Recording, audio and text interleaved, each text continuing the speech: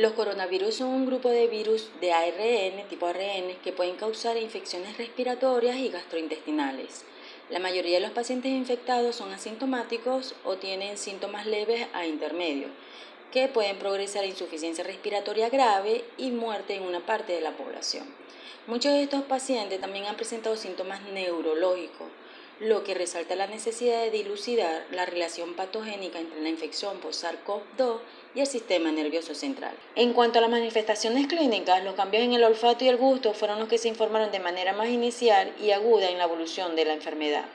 Estos eventos neurológicos informados hasta la fecha en pacientes infectados incluyen mareos, dolor de cabeza, alteración de la conciencia, convulsiones, ataxia, eventos cerebrovasculares agudos.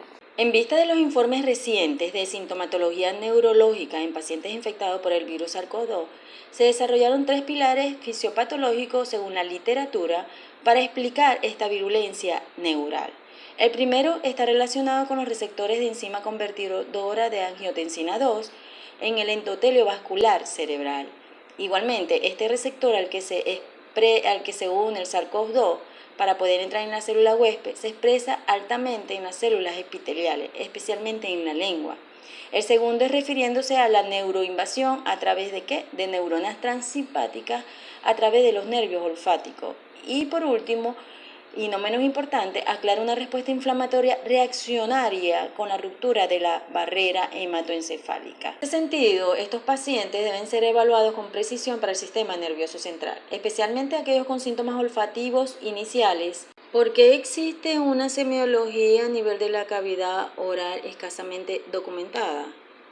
Primeramente, porque puede darse el caso de que esta manifestación de mucosa oral son poco frecuentes, pero también pudo haberse visto favorecido porque muchos pacientes que han padecido la enfermedad y eventualmente hayan tenido manifestaciones orales no fueron evaluados por odontólogos, quienes son los profesionales idóneos o responsables del diagnóstico de estas lesiones en cavidad oral. El profesional de la odontología a nivel mundial se ha visto separado de las actividades clínicas rutinarias.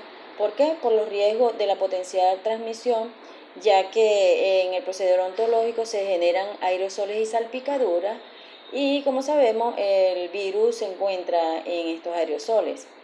Por otro lado, las personas han dejado de asistir a la consulta odontológica, bien sea por el temor que se ha generado o como consecuencia de la situación de confinamiento recomendado u obligatorio. La lengua puede detectar los sabores dulces, salado, agrio y amargo. Mucho de lo que se percibe como sabor es en realidad olor. Las personas que tienen problemas en el sentido del gusto a menudo tienen un trastorno en el sentido del olfato, que les puede dificultar la identificación del aroma o sabor de un alimento. Este sabor resulta de una combinación de los sentidos del gusto y el olfato.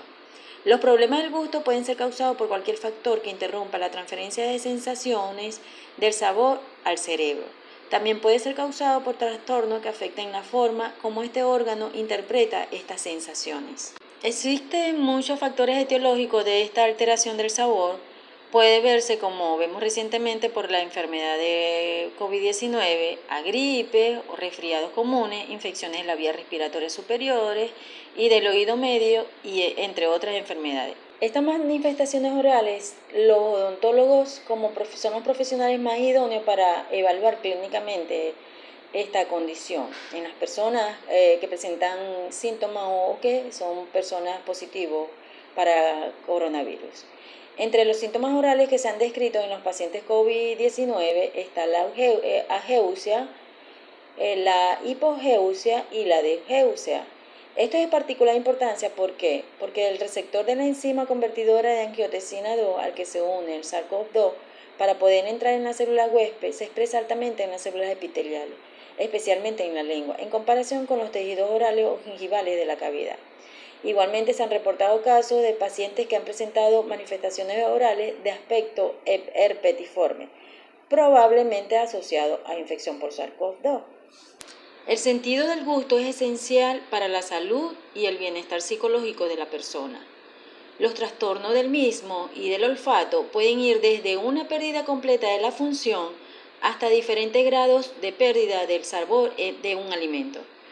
Cualquier alteración en la percepción del gusto y del olor puede llevar a cambios de hábito de alimentación, a una pérdida de peso y en algunos casos a condiciones de desnutrición. Ahora bien, ¿qué es la ageusia? La ageusia puede definirse o puede describirse como una alteración del sentido del gusto que se caracteriza por la incapacidad para saborear sustancias dulces, ácidas, amargas o saladas. Por otro lado, la hipogeusia es la sensibilidad disminuida para el gusto. Esta enfermedad reduce la capacidad de sentir sabores, ya sean dulces, salados, amargos o ácidos. La buena noticia es que es posible recuperar tanto el sentido del olfato como el sentido del gusto. En cuanto a las células receptoras gustativas, estas se regeneran a partir de las células precursoras cada 10 a 14 días.